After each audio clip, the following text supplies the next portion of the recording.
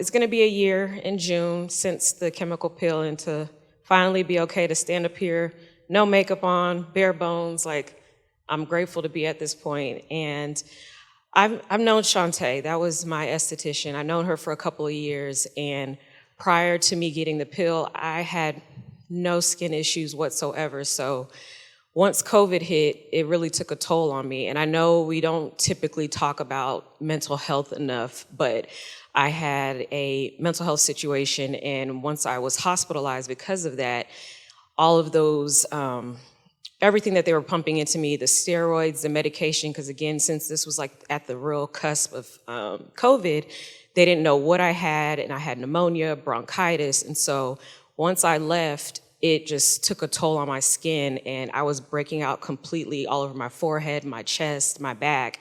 And of course, since we couldn't see any estheticians, dermatologists because of quarantine, I was doing more things online trying to figure out like what's going on with my skin. And so during that time, I want to say around in May, I ended up meeting Shantae through a mutual friend. And, you know, she was just doing light facials on me, and I was coming to her for waxing, just simple things like that. And so at the time, I was a flight attendant as well. So, you know, my face is what I have to show people every day.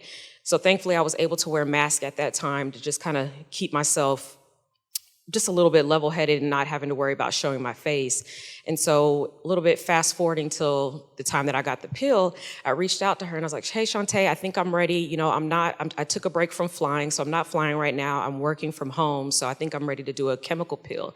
Mind you, I'm, again, using social media to get what type of pill I want to do and just seeing different results. And so in my mind, I wanted to do a Jesner pill.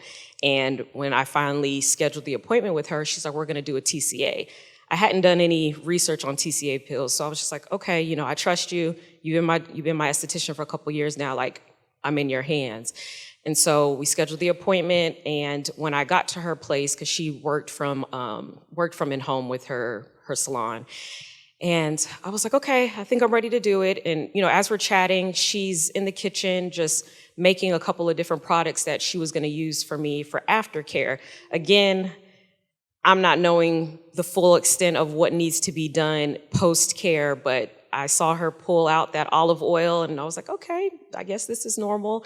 And she made her, it was a olive oil concoction mixed with peppermint oil and tea tree oil, and I can't remember what else was in there, but I know those were the main three components.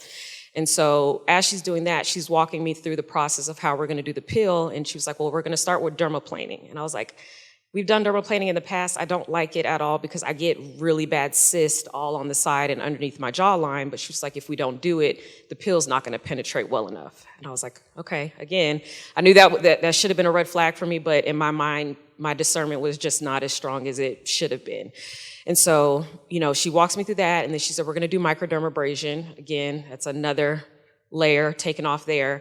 I was like, okay. So she told me before she started, she's like, I'm gonna do 3 layers. And I was like, okay, I guess, you know, that's normal. She's like, I'm gonna do 3 layers because I wanted to penetrate deep enough.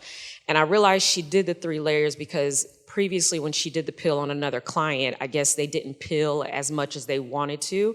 So in her mind, more layers means more pilling and it's just gonna go deeper. No, that was not supposed to happen. So she did the first round of dermaplaning, she did microdermabrasion, and when she laid on that first layer, it still gives me shudders to just imagine that feeling and that pain, because it just felt like I had an open wound on my face and somebody's pouring rubbing alcohol, hot sauce, anything that would just make somebody's eyes water. That's what I was feeling on my face. And honestly, I didn't even know she was recording the whole process, so I didn't get to see what my face looked like until that video had gone viral and somebody reached out to me. They're like, hey, is this you? And when I saw it, I actually started crying. It takes a lot to make me cry, but I started crying when I saw that video because I didn't know my face looked like that from the frosting, because she didn't allow me to see my face until after it had fully just scarred out. And so before she handed me the mirror, she was like, your face is gonna kind of look like the same complexion as my skin, because she's a darker skinned woman. And I was like, okay. And she handed me the mirror.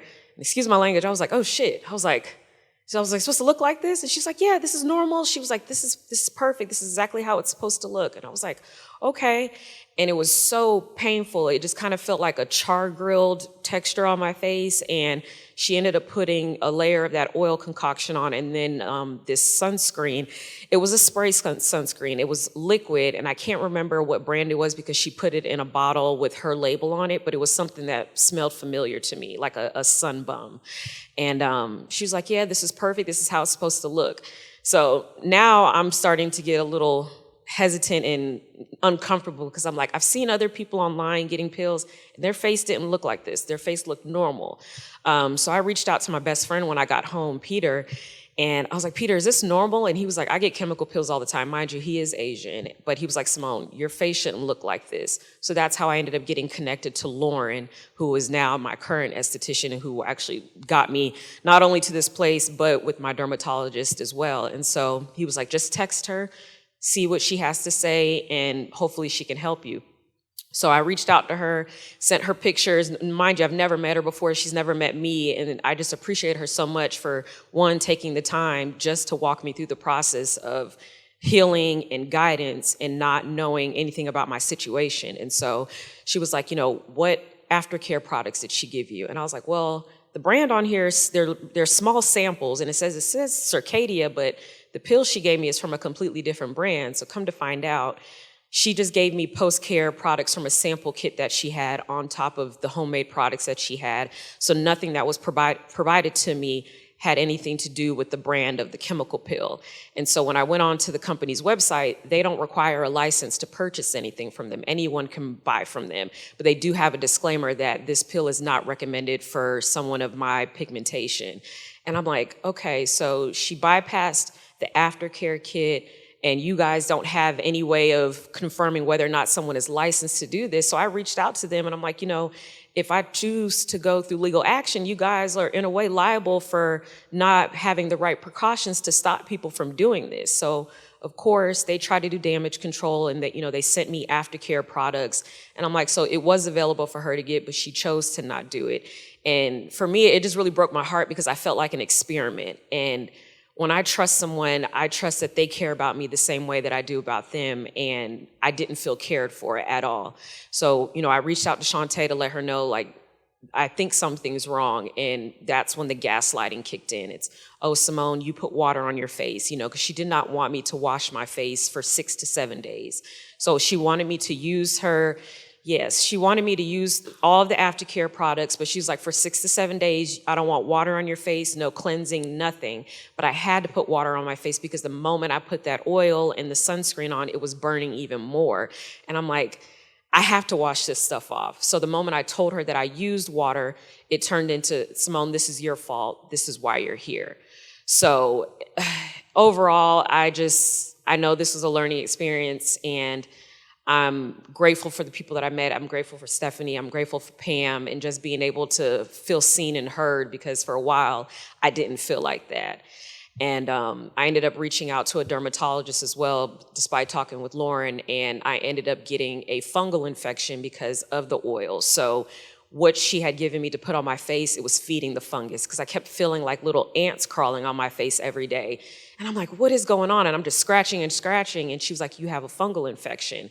The fungal infection then led to seborrheic dermatitis. So now I have that chronic condition. So she was just like, you need to be mindful of what your triggers are, because it's going to come back if you're not careful. And so my trigger now is just when I get overly stressed out, it'll start flaring up around my eyes. So I had to wait a couple of weeks. I had antibiotics that I had to go through a round of. And she was just like, I'm going to be honest with you, we're going to have to do some aggressive bleaching. And I was like, I've never done bleaching before. So we had to do an aggressive round of that. And I finished my 3rd round, I want to say 2 weeks ago. So just thinking of that whole process of that, and then Lauren helping to rebuild my skin barrier. So a representative from Zoe Skin had given her like a 7 to 8 product package for me to use. So I'm so thankful, because I didn't realize how expensive those products were. It was around like $800. So she gave me that. She's like, I'm not touching your face until we get to a safe plateau and until your dermatologist clears you. So I did that in the midst of, getting rid of the fungal infection and then calming down my face. So I'm really grateful. I am. Thank you, Stephanie. Thank you. I told Symone when she came in that I really want her to understand that there are things that happen in life that we have to either have hard or have soft.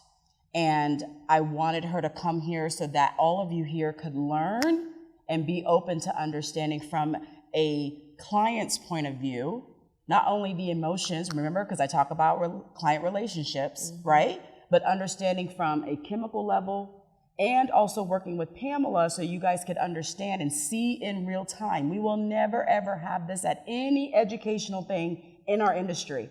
They will never bring anyone who has been damaged and discuss, analyze, critique, and talk about to understand on an aesthetic level. You'll never get this. So when Pamela invited her to come, I said, absolutely come, because we need to understand, one, the aftermath. How do we repair? How do we have the conversation? Now, I did not know she was using all them oils. I thought it was just peppermint. Oh, it was and it was old. It was old oils. I didn't know she was in the kitchen. Yeah, she was in the kitchen cooking. You see what I say about y'all kitchen estheticians? You see? You know I'm quick to go there. But what I want to say is, one, I'm sorry. Thank you. I'm sorry that an esthetician did this to you. I'm sorry that you had to go through this. And I'm sorry that you did not have the love of an esthetician to come and fix it. Yeah, I didn't. Okay. I did not, but I appreciate it. So Symone is going to be here all day. I want all of you to speak with her. I want you all to love on her. Thank you. I want you to have her to have faith again into estheticians. I've already introduced to Sandra. Sandra, wave your hand. Sandra is in your area, so she's a big lover of clients. She's even barefoot when she does her services. Listen. So, look, Sandra loves that, so I would love for you to connect with her, but I want everyone here today, while Symone is here, to love on her and have her trust us as an industry again. Thank you. Thank you. You're welcome.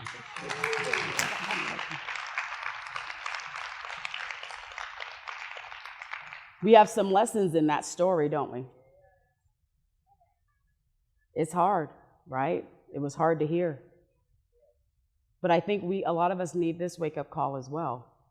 It's one thing to have someone say that they've been injured, but to have this level of conversation with exactly the emotions that were around it. This is why I harp on understanding that we're in the relationship business, because we are. If this esthetician would have loved on her, she would have had probably a different outcome, even though it was her fault that this happened.